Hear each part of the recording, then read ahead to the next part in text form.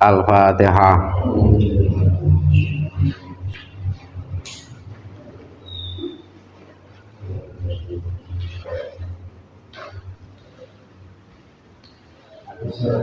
Al-Fatihah.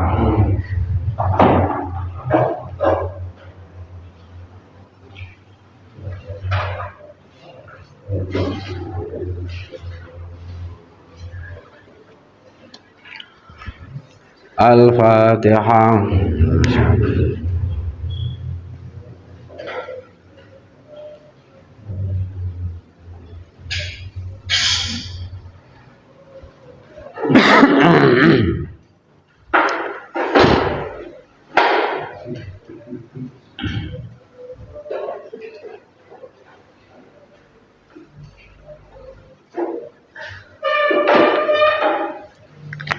Bismillahirrahmanirrahim. Qala al-mu'allif rahimahullahu ta'ala wa nafa'ana bihi wa bi 'ulumihi fid dharain amin ya rabbal alamin.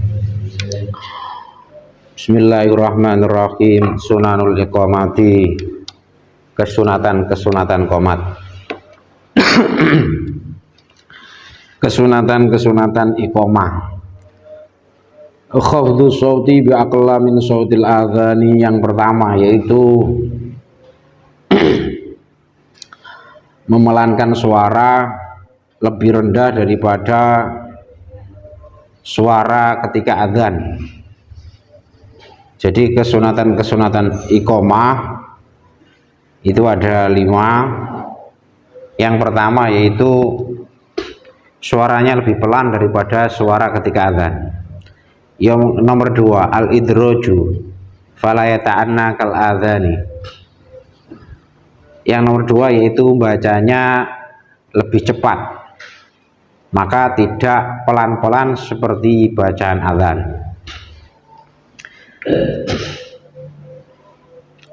Kalau kemarin kesunatan daripada adzan itu kan bacanya tartil. Mari ngopi apa teh pucuk ya. Kalau adzan itu kan bacanya pelan-pelan. Allahu Akbar, Allahu Akbar, gitu. Itu kalau kesunatannya adzan. Kalau iqamah tidak seperti itu, idraj. Kalau adzan beda lagi, adzan tidak boleh idraj, tidak disunahkan idraj. Adzan kalau Allahu Akbar, Allahu Akbar, Allahu Akbar, Allahu Akbar, asyhadu an la ilaha illallah, tidak gitu. Tapi kalau iqamah bacaannya lebih cepat. Jadi Allahu Akbar, Allahu Akbar, asyhadu an la ilaha illallah, asyhadu anna Muhammadar Rasulullah. Jedanya juga lebih cepat. Yang nomor 3 antakuna fi ghairi maudhi'il adzani. Antakuna fi ghairi maudhi'il adzani. Iqamat itu dilakukan di tempat yang bukan tempatnya adzan. Jadi kesunatannya iqamah yang nomor 3, nek qomat iku qomate manggon ning ora panggonane adzan. Dadi ngaleh. Moma adzannya di menara, nanti iqamahnya di depan imaman atau seperti itu. Atau adzannya di sebelah kanan imamah, nanti iqamah sebelah kiri. Pokoknya beda, tidak disamakan. Itu kesunannya. Nomor 4 ayakulal mujibul iqamati inda kalimatil iqamah aqamahallahu adama ma adamatis samawati wal ardh wa ja'alani min sholihi ahliha. Yang nomor 4 kesunatan daripada iqamah yaitu orang yang mendengarkan iqamah, ketika selesai bacaan iqamah dia mengucapkan aqamahallahu adamaha ma adamatis samawati wal ardu wa ja'alani min sholihi ahliha. Tuh hafal orang biasa. Kalau biasa kan hafal aqamahallahu adamaha ma adamatis samawati wal ardu wa ja'alani min sholihi ahliha. Itu yang nomor 4. Yang nomor 5 kesunatan iqamah yang terakhir yaitu antakunal iqamatu binazuril imami. Iqamah itu ada pada sudut pandangnya imam.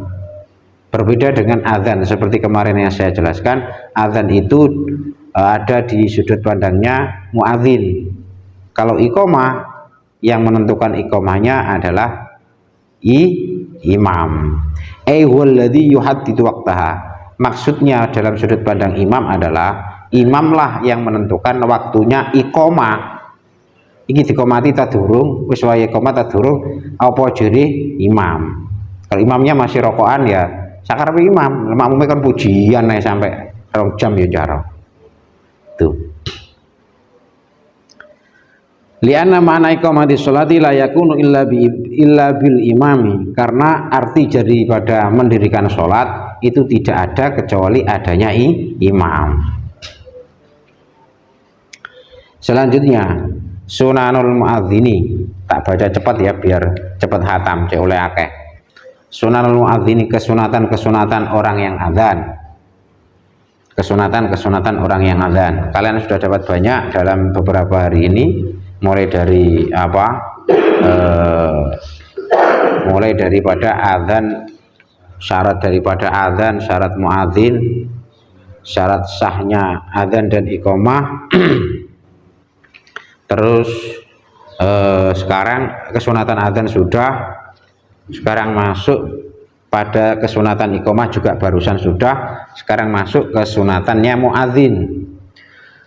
Kesunatan muadzin nomor 1 at-thaharatu sunanul muadzini. Kesunatan orang yang azan adalah nomor 1 at-thaharatu anil hadatsaini, suci dari 2 hadas. Suci dari 2 hadas, hadas kecil maupun hadas besar. Itu kesunatan muadzin. Berarti muadzin umpama dia dalam keadaan hadas bagaimana? Ya tetap sah azannya. Nomor 2 istiqbalul kiblati. Nomor 2 yaitu menghadap kiblat. Yang kedua yaitu menghadap kiblat. Nomor 3 as-siwaku wa yataharra fihi sunanahu. Nomor 3 yaitu bersiwak dan menjaga kesunatan siwak. Kalau bersiwak itu apa saja yang harus dilakukan kesunatannya, itu juga dipenuhi ketika akan melakukan azan. Bagi siapa? Bagi muadzinnya. Nomor 4 ayyakuna qaiman. Nomor 4 kesunatan daripada azan lagi yaitu azan itu dilakukan sambil berdiri. Nomor 5 ayyakuna hasana sauti. Kesunatan daripada muadzin adalah yaitu orangnya suaranya bagus. Nek suaranya ndak enak ya rumangsa ngono Mas. Rumangsa tahu dirilah. Li'annahu ada ilal ijabah, karena husnul saut atau suara yang bagus itu lebih menarik untuk dipenuhi. Artinya dengan adanya azan yang enak bisa menarik perhatian daripada pemirsa atau masyarakat atau jamaah. Itu daripada azannya suaranya rawa enak sing teko rasa-rasen. Nomor 6 ayakun adlan. Nomor 6 yaitu muadzin itu orangnya harus orang yang adil. Kesunatannya ya adalah orang yang adil. Orang yang adil itu yang bagaimana? Orang yang adil adalah bukan orang yang fasik. Bukan orang yang fasik, orang yang tukang melakukan dosa besar atau melakukan dosa kecil yang terus menerus. Kok sing azan iki pemabuk, pengguna narkoba, penjudi, perampok, orang terus azan di masjid gitu terus sing teko ya rasa-rasen malah gitu. Itu nomor berapa? 6. Jadi wong sing apik lah. Yang nomor 7 ini juga lebih penting lagi ya. Kalian tuh harus memenuhi ini. Nomor 7 kalau pengen azan ayyakuna aminan. Orangnya harus, tukang azan ini disunahkan adalah orang yang terpercaya. Jangan sampai tukang bohong. Tukang bohong mesti gemene bujui rong wae azan dan azan. Lho. Dibijak bujui terus marang masjid tibae lho rong wayahe. Likai yafiqa fihin nasa. Agar si muadzin ini bisa memberikan kepercayaan kepada manusia bahwa apa yang dia azani itu tepat waktu. Nomor 8, ayakuna muhtasiban liwajillahi. Nomor 8, kesunatan daripada muadzin adalah azannya dalam rangka mencari pahala dari Allah Subhanahu wa taala. Ihtisaban liwajillah, yaitu orang yang azan niatiku lillahi ta'ala la ya'khudhu alaihi ujrotan, maksudnya dia tidak mengambil atau tidak meminta upah dalam rangka azan. Sing apik kesunatane ngono, wong azan iku ora usah njaluk upah meskipun dari pihak takmir atau penyelenggara acara azan itu kasih upah. Nah, ini ada sebuah hadis lima warada an Ibnu Abbas radhiyallahu anhuma annahu qol, ini karena ada sebuah hadis yang diriwayatkan oleh Ibnu Abbas, beliau dawuh man adzana sab'a sinina muhtasiban kudibat lahu bara'atun minan nar. Barang siapa yang azan 7 tahun dalam rangka lillahi ta'ala, maka dia ditulis bebas dari api neraka. Barang siapa yang azan 7 tahun dalam rangkanya muhtasiban atau sukarela mencari ridhonya Gusti Allah, tidak minta bayaran, tidak dapat bayaran, maka dia akan ditulis bebas dari api neraka. Hitung tahun. Akhrajahu Tirmidzi. Akhrajahu Tirmidzi wa Ibnu Majah. Hadis diriwayatkan oleh At-Tirmidzi dan Ibnu Majah. 7 tahun lakoni azan terus paling jelo bayaran. Nomor 9, ayu adzina min murtafa'in. Nomor 9 yaitu azan, kesunatan orang yang azan adalah dia azannya dalam posisi tempat yang lebih tinggi, ya seperti di menara atau di ndur genteng. Oke, azannya di tempat yang lebih tinggi. Nomor 10, ayyakuna biqurbil masjidi. Azannya disunahkan dekat dengan masjid. Ora kok ado-ado. Ini zaman biyen kan ada corong atau speaker yang di situ ditempatkan di rumahnya kepala kampung, kepala desa atau kepala dusun.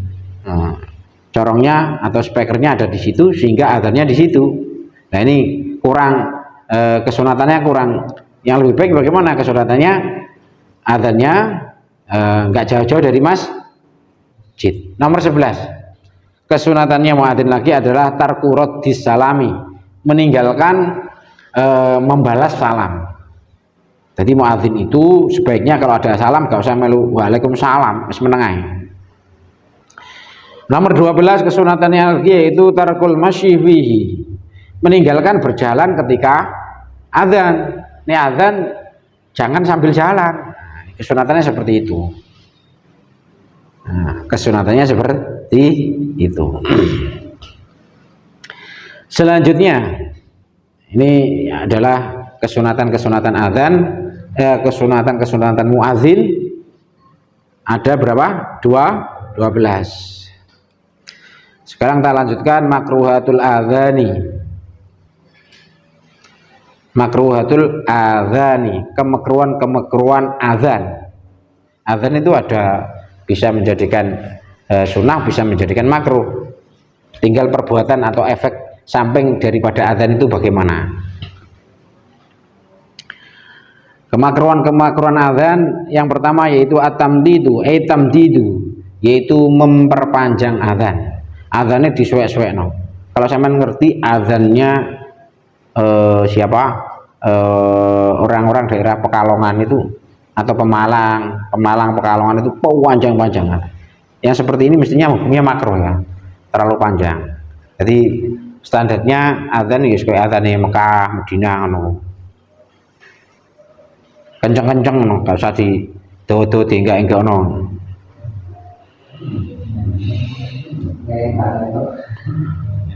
Nomor 2, al-kalamu athna'ahu li ghairi maslahatin.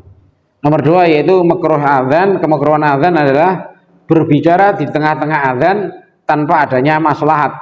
Tidak ada kebutuhan yang membenarkan. Waktu azan bi sambil ngomong-ngomong, Allahu Akbar terus jagongan, bi omong koncone. Ini hukumnya makruh, kecuali kalau ada maslahat. Ada maslahat, semisal waktu azan lagi Allahu Akbar, ternyata listriknya mati. Speakernya mati terus ngomong wong, akano, iku desele. Ngomong kan ada kemaslahatan itu. Nomor 3, kemakruhannya lagi itu tarku ijabatil muadzini, meninggalkan menjawabi orang yang azan. Ini hukumnya makruh. Jadi waktu ada azan sampean kok gak jawab, iki makruh hukumnya. KP, ana azan dijawabi. Kemarin jawabnya kan sudah tak bacakan. Jawab azan itu bagaimana? Nomor 4, kemakruhan daripada azan adalah kaunuhu qaidan aw raqiban.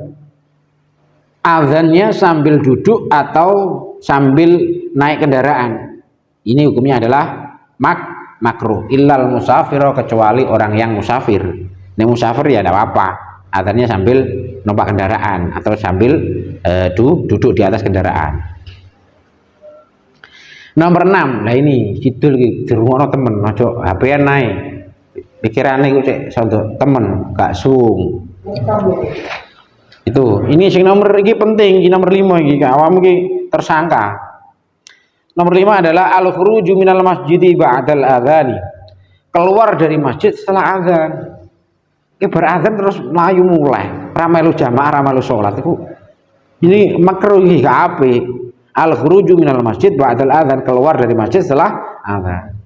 Sawaun al-muadzinu au ghairuhu illa li hajatin, baik bagi muadzin atau selainnya muadzin. Kalau sampai jadi jamaah di situ ning jero masjid berazan kok sampai metu, ini hukumnya makruh, kecuali ada hajat, contoh mau BAB, mau kencing atau mau wudhu, ini tidak apa-apa kalau seperti ini. Kalau tidak ada hajat karena butuh kok metu, penghinaan itu namanya kan gitu.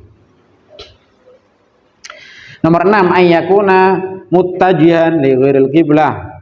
Nomor 6, azannya tidak menghadap kiblah. Ini juga hukumnya makruh. Nomor 7, kaunuhu fasikon aw sobiyan. Muadzinnya adalah orang yang fasik atau anak kecil. Ini dihukumi apa? Makruh. Nomor 8, kaunuhu junuban aw muhditsan. Orang yang azan dalam posisi junub atau dalam posisi berhadas. Berarti orang junub itu boleh azan, boleh, tapi hukumnya makruh. Azannya sah. Bukan boleh berarti boleh hukumnya jawaz, tidak. Hukumnya makruh, tapi tetap azannya sah. Orang yang hadas juga seperti itu. Tidak punya wudhu, batal, dia azan. Ini juga hukumnya makruh. Tapi ada batasnya, illa idza ahdatsa asna al-adzani fayutimmuhu. Kecuali apabila seseorang yang azan itu di tengah-tengah azan dia berhadas, maka dia menyempurnakan azan. Lebih baik menyempurnakan azan. Lagi Allahu Akbar, tengah-tengah azan tiba kentut. Maka bagaimana yang seperti ini? Maka yang seperti ini azannya diteruskan saja. Tuh, ini adalah 8 hal yang menjadi kemakruhan azan. Silakan yang mau bertanya. Nggih. Kaitannya dengan azan kemakruhan tadi. Tadi kan disebutkan bahwa azan yang dipanjangkan itu punya makruh. Kemudian yang saya tahu ada azan waktu azan pertama di hari Jumat. Itu justru azan sunnah diperpanjang itu. Maksudnya Adanya lebih panjang daripada azan yang lain. nggak ada. Artinya azan itu yang dihukumi makruh adalah ya mestinya azan itu kan ada apa ya, nggak usah dilinggak-linggokkan sampai gak karuan gitu loh. Yang disitunya itu yang makruhnya ya.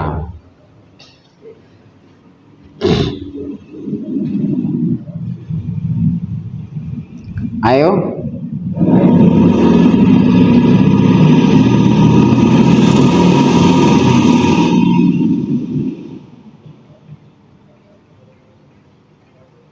Kalau tidak ada tak bacakan lanjutnya. Baqiyatus sunanil lati qabla sholati. Kesunatan-kesunatan yang masih tersisa sebelum melakukan sholat. Kemarin di awal kan saya bacakan bahwa kesunatan-kesunatan sholat dilihat daripada waktunya itu dibagi menjadi 3. Yang pertama yaitu kesunatan-kesunatan sebelum melakukan sholat, kesunatan-kesunatan di tengah-tengah sholat, dan kesunatan-kesunatan setelah sholat. Kan ada 3. Nah ini kesunatan sebelum melakukan sholat kan ada adzan dan iqamah sama bersiwak. Nah ini sudah disebutkan semua, tinggal sisa-sisanya masih ada lagi ya, masih ada lagi sisa-sisa daripada kesunatan-kesunatan sholat sebelum menjalankan sholat. Jadi termasuk rangkaian daripada sholat, rangkaian daripada kesunatan sholat. Baqiyatus sunanil lati qabla sholati ba'dal adzani wal iqamati. Kesunatan-kesunatan yang masih tersisa sebelum sholat setelah adzan dan qomat. Adzan dan qomat kan kemarin sudah yaitu al-masyu ila sholati bisakinatin wa waqorin. Yang pertama kan kemarin adzan, terus nomor 2 iqamat, sekarang nomor 3. Sekarang nomor 3, kemarin kan pertama adzan, nomor 2 iqamah, sekarang nomor 3 al-masyu ila sholati bisakinatin wa waqorin. Berjalan menuju ke arah sholat dengan tenang dan anteng. Anteng itu ya sama saja, tenang dan tenang, tenang dan anteng. Kalau mau ke masjid dan sebagainya itu disunahkan berjalan tenang, tidak cepat-cepat melayu ke susu dan sebagainya. Nomor 4 ad-du'a bainal adzani wal iqamati. Doa antara adzan dan iqamah, berdoa antara adzan dan iqamah.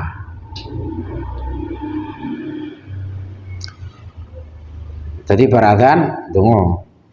Nomor 5 al-mubadaratu ilal istighal bi asbabis sholati fi awalil waqti. Kesunatan-kesunatan sebelum sholat lagi yaitu apa? Yaitu cepat-cepat menyibukkan diri dengan sebab-sebabnya sholat di awal waktu. Contoh, kalau kalian sudah mendengarkan adzan, sudah ada adzan, cepat-cepatlah untuk menyibukkan diri dengan hal-hal yang ada kaitannya dengan sholat. Contoh, langsung segera cari air, wudhu, segera ambil pakaian, segera ambil apa, segera menuju berangkat ke masjid. Itu namanya istighol bi asbabis sholat. Tuh, cepat-cepat menyibukkan diri dengan sebab-sebabnya sholat. Orang kalau beradzan nambah, kurung adzan nambah, tinggal moro waru kan gitu. Nomor 6 an-nafilatu al-qabliyatu. Nomor 6 kesunatan sholat sebelum melakukan sholat adalah melakukan sunnah qabliyah, melakukan sholat sunnah qabliyah, ka qabliyati subhi, seperti qabliyah subuh, wa zuhri wal asri wal jum'ati, qabliyah zuhur, asar, dan qabliyah jum'ah. Wa kadzalikal maghribu wal isya'u, sebegitu juga qabliyah maghrib dan isya. Ini mudah-mudah ini keterangannya. Nomor 7 an-nafilatu bainal adzanaini, melakukan sholat sunnah di antara 2 adzan. Melakukan sholat sunnah di antara 2 adzan. Ini adalah termasuk kesunatan sholat sebelum melakukan sholat. Wa tusamma sunnatal adzani kama dzakarahu ba'dhum wa ba'dhum yaqulu huwa al-qabliyatu. Kesunatan ini sebagian daripada ulama menyebutnya sebagai sholat sunnah azan, sholat sunnah azan, yaitu habis azan terus sholat sunnah. Ini sebagian ulama menyebutnya seperti itu. Ada sebagian ulama lain yang menyebutnya bahwa yang dimaksud sholat sunnah ini adalah sholat qobliyah. Sholat apa? Qobliyah. Bainal adzani wal iqamati, yaitu sholat sunnah di antara azan dan iqamah. Sholat sunnah di antara azan dan iqamah. Nomor 8. Al-ityanu bil adiyatil ma'thurah al-warida qabla sholati. Nomor 8 yaitu berdoa dengan doa-doa yang ma'thurah atau doa-doa yang ada riwayatnya, yang kewarid atau terriwayatkan dari Kanjeng Nabi sebelum melakukan sholat. Kadoa il-fajri al-waridi qabla sholatil fajri, seperti hanya doa fajar sebelum melakukan sholat fajar. Itu apa doanya? Doa fajar sebelum melakukan sholat fajar. Sholat fajar maksudnya sholat subuh.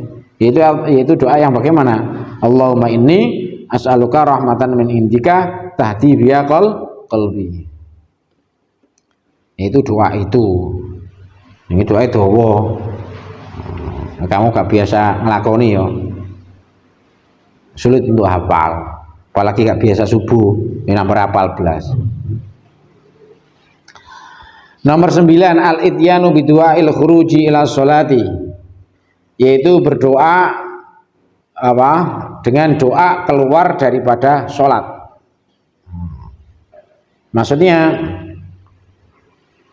Maksudnya ketika sudah selesai sholat itu nanti ada doa untuk keluar daripada sholat atau keluar daripada masjid. Doanya seperti ini, Allahumma inni as'aluka bihaqqis sa'ilina 'alaika wa bihaqqir raghibina ilaika wa bihaqqi mamsyaya hadza ilaika fa inni lam akhruj asharan wala bataran wala ria'an wala sum'atan bal kharajtu tiqa'a sakhatika wa btiqa'a mardatik fas'aluka an tu'idhani minan nari wa tudkhilani al-jannah birahmatika ya arhamar rahimin. Ini doa untuk keluar masjid ini ya.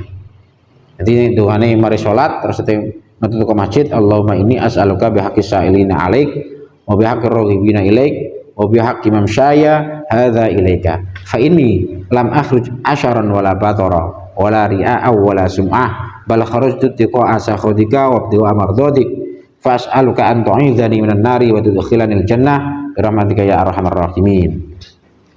Itu adalah termasuk daripada kesunatan-kesunatan sebelum sholat. Nomor 10 al-qiyamu ila sholati. Tadi doa yang keluar daripada sholat atau keluar daripada masjid itu sebelum melakukan sholat ya. Kamu kok keluar masjid, ada keperluan apa keluar masjid, itu doanya pakai itu. Nomor 10 al-qiyamu ila sholati ba'dal intihai minal iqamah. Al-qiyamu ila sholati ba'dal intihai minal iqamah. Nomor 10 adalah segera mendirikan sholat setelah selesainya qomat. Wis berarti qomati ndangake ngadeg nglakoni sholat. Ndangake ngadeg. Kesunatan nomor 10 adalah berdiri ketika selesainya qomat. Wakila ada yang berpendapat ma'aqaulihi qad qamatis sholah, ketika ada ucapan daripada mukim atau orang yang iqamah mengucapkan qad qamatis sholah, qad qamatis sholah, kalian sedang berdiri. Itu ada yang mengatakan seperti itu. Ada yang pendapat yang pertama mengatakan bahwa berdirinya setelah selesai qomat. Nomor 11 kesunatannya lagi yaitu taswiyatus sufufi, meluruskan barisan.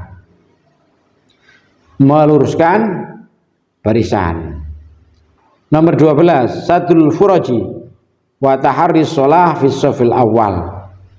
Nomor 12 yaitu menutup lubang menutup bagian-bagian yang kosong daripada shaf. Kalau di shaf itu ada yang kosong, maka itu segera ditutup. Kalian maju di situ, tutupi. Terus menjaga diri atau membiasakan diri untuk berada di shaf awal. Untuk berada di shaf awal. Nomor 13, an-nadhar ila maudhi'i sujudi. Nomor 12 yaitu melihat kepada tempat sujud. Ini saat durungi sholat lah ya. Belum sholat kamu lihat tempat sujud, aja pelengan.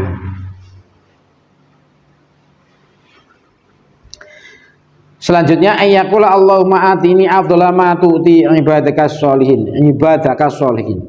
Allahumma atini afdhala ma tu'ti ibadakas sholihin. Itu berdoa saat durungi sholat iki ana dungane meneh.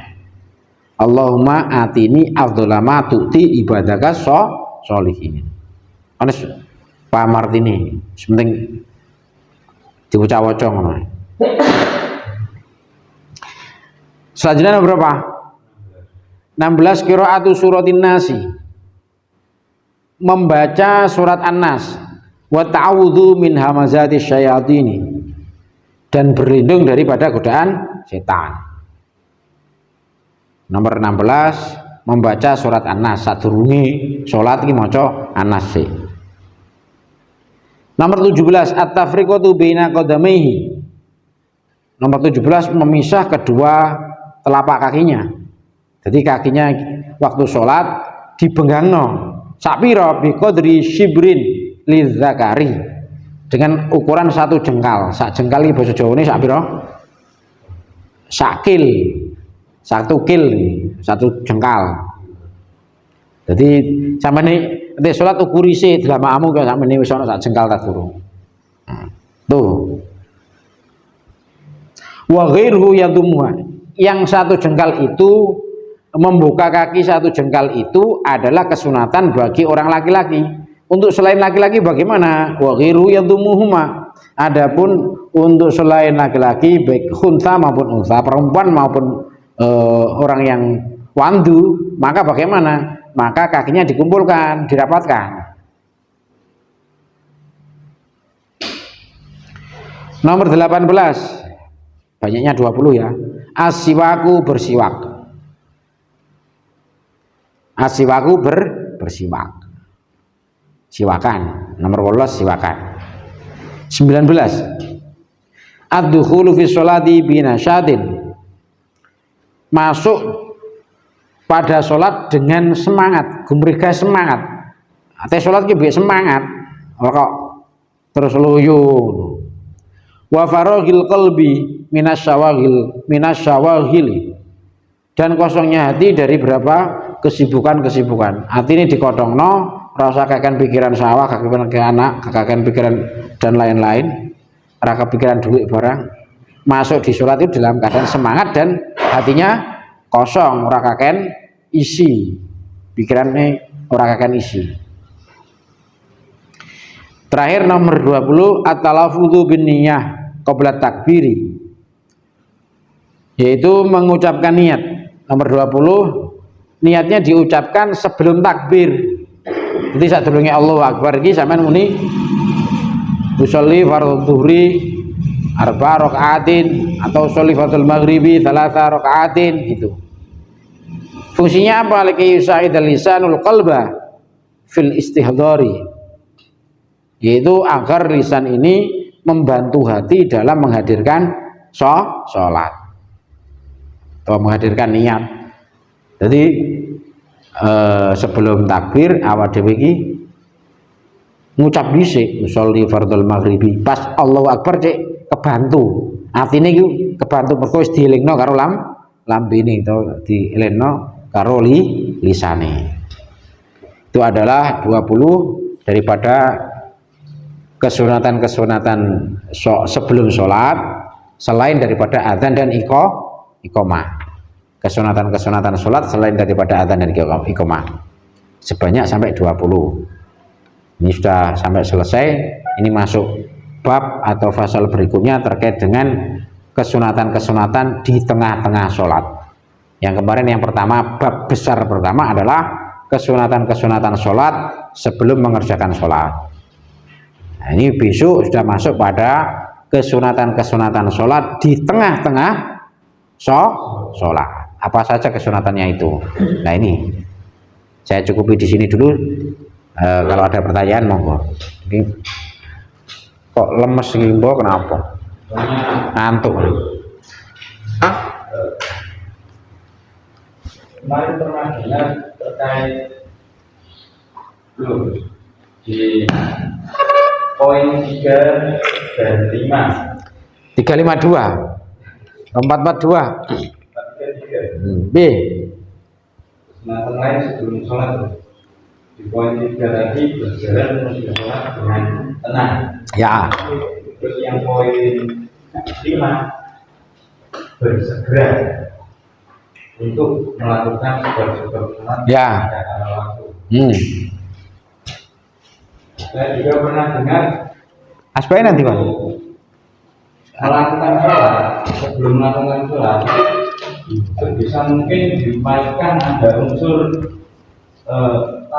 sobat di sobat bergegas ke susu. Dan ini Bagaimana kontradiksi? masuk kok kayaknya kok tabrakan. Kontradiksi gitu, paradok gitu. Paradok. Ya enggak ya. Tadi itu bergegas ketika sudah masuk waktunya sholat, terdengar azan katakan seperti itu. Maka diupayakan bergegas untuk segera melakukan sholat di awal waktu. Artinya bergegas itu bagaimana? Ya segera sebelum azan undang kaki wudhu, kaki cukup lambi, kaki iku ya kaki budal masjid. Maksudnya gitu. Terus yang poin nomor 3 itu terkait dengan kalau berangkat menuju sholat berjalannya itu dengan tenang, kan unsurnya di unsur berjalan, bukan kok unsur bergegasnya tidak. Yang nomor 3 itu kan berjalannya. Kalian sudah selesai wudhu, kelambi, wis kelambinan, wis apa maca dan sebagainya. Nah, karena mendengar azan itu atau karena sudah masuk waktunya, karena segera ambil wudhu, berkelambi dan sebagainya sudah selesai, siap budal nang masjid. Lah waktu budal di masjid itu kita harus dengan keadaan tenang, gak boleh lari-lari. Mau nempas sepeda motor kecepatan tenang kata itu, boing gitu. Berarti yang pernah saya dengar itu salah. Apa itu yang kaki ke susu bukan? Budal kaki. Diupayakan kalau bisa itu ada unsur larinya juga. Salah. Nah besok nih ada unsur larinya itu kamu kalau umroh, makan umroh. Sudah wiro umroh kok sih. Nih umroh itu kan nanti ada unsur larinya, romal itu. Di waktu apa tawaf sama di waktu sa'i itu kan ada unsur ramalnya itu, lari-lari. Itu dalam rangka cepat tadi itu untuk mengajar biar dapat takbiratul ihramnya imam. Tetap harus wakor, tetap harus tenang. Walaupun nanti akhirnya terlambat tidak menangi takbiratul ihramnya imam, kan salahmu sendiri. Karena dari awal tidak segera bergegas. Tetap harus tenang. Jadi melakukannya tenang, ditungi, siji, ganjaran sak gunung, loro, rong gunung, telung gunung, ditungi ngono, plek. Kaya nek apa? Nek mlaku pasti belakang plek kan tenang. Kayak melakukan yang pusat kan keluar. Ya. Ini melakukan jangan ini kan gak wong pusat belas. Tambahan untuk bacaan nas tadi. Yang lain silakan itu. Bertanya, enggak apa-apa Pak Bang, monggo. Yang bacaan lalu tadi itu dibaca lebih dulu benar-benarnya atau Allahumma ini lama seperti berkata seperti tadi duluan atau yang Itu Allahumma dulu. Allahumma atina afdolama itu dulu. kemudian yang saya pahami doa ini untuk masuk ke atas sok Ya, yang penting habis azan. Ya. Itu dilakukan ketika kita sudah masuk ke dalam sok itu atau sebelumnya? Sebelum enggak apa-apa. Ya. Ini kok Pak Bambang kan wong temenan to, Cep. Lah nek kamu yo plenga ngono ku terus kon piye meneh. Cara bagaimana doa masuk ke sawah. Itu nanti baik. Gak tau jadi makmum maksudnya. Imami. Cek imami. Ayo yang lain.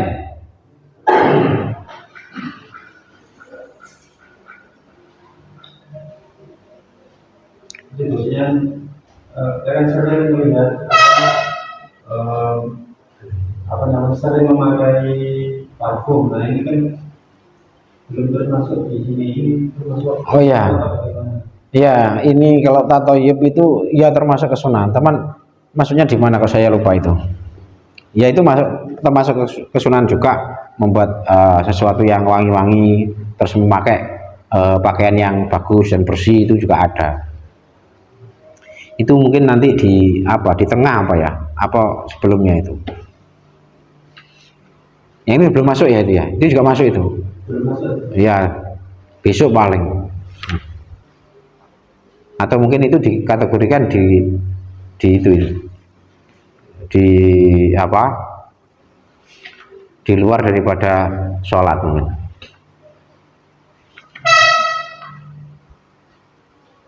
Oh ini ada ini masuk di apa ini,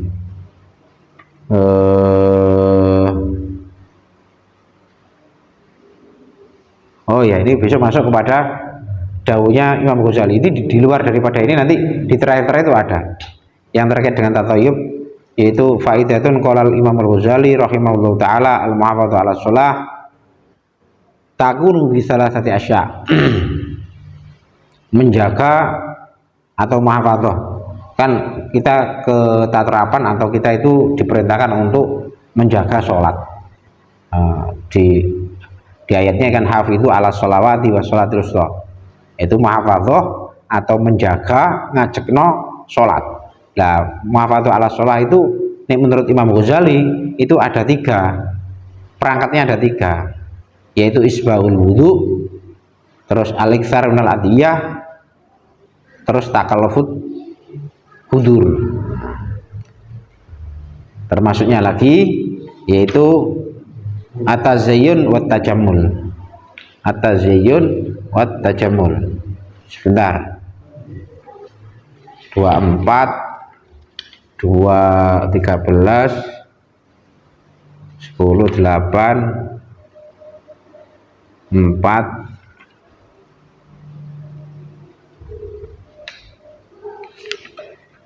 ini masuk yang nomor, oh ini masuk itu yang tatayyub tadi pakai wangi-wangian, masuk di tengah-tengah daripada sholat, termasuk kesunatan di tengah-tengah sholat. Ini ada masuk di bagian tengah-tengah dan di terakhir, ini besok di terakhir, yaitu pakai sorban dan sebagainya, termasuk pakai wewangian, itu masuk, tapi besok terakhir itu di kesunatan di tengah-tengah sholat.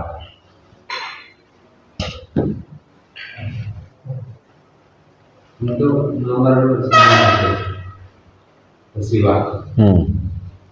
Ini kan dulu pun dengan pelangi putaran ini kan wonten aturan apa? Ya.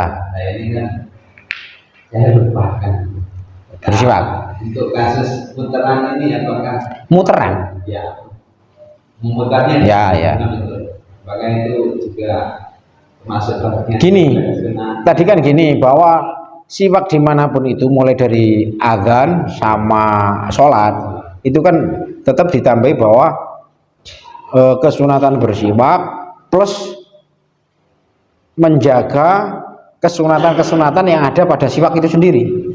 Jadi dalam bab bersiwak istiak itu nanti ada beberapa kesunatan, cara bersiwaknya bagaimana dan sebagainya, itu juga harus dijaga, dilakoni ketika mau sholat atau mau azan itu tadi. Mengingat keutamaan ibadah siwak ini kan ya besar. Ini sak pirang-pirang kok turu kabeh, kok ngantuk kabeh kok. Gak menarik kok ya, gak masalah babakan boleh duit terus nyarutang bareng.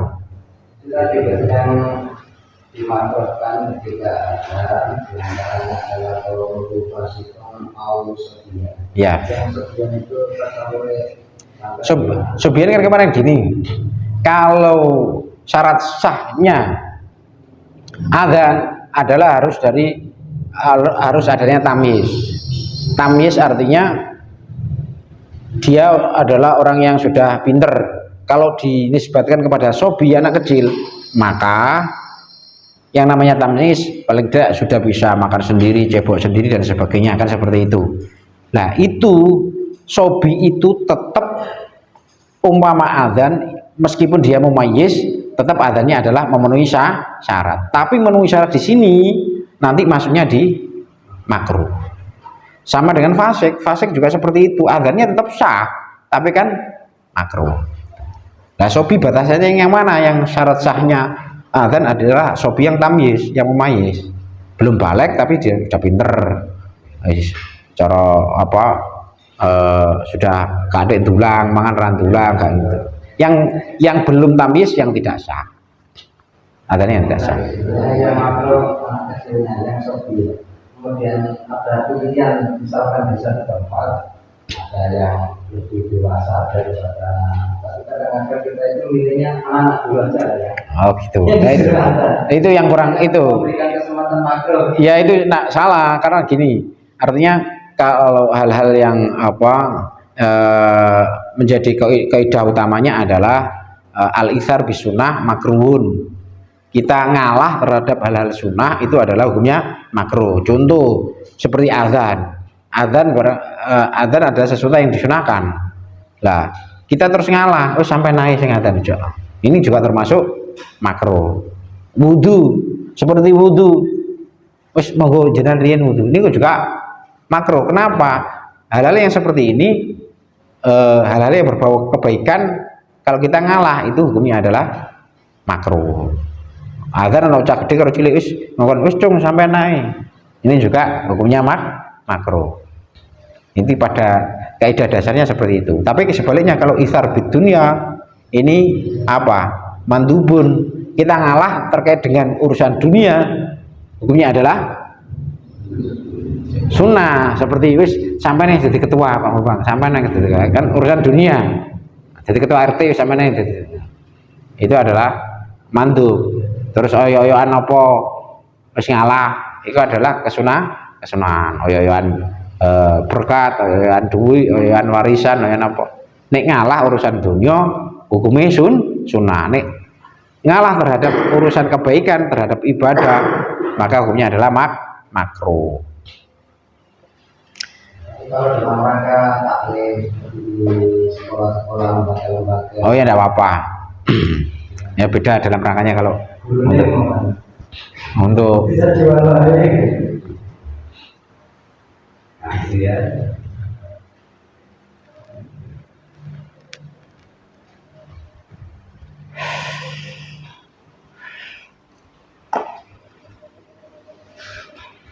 sampun Sugi sudah Sugi kan?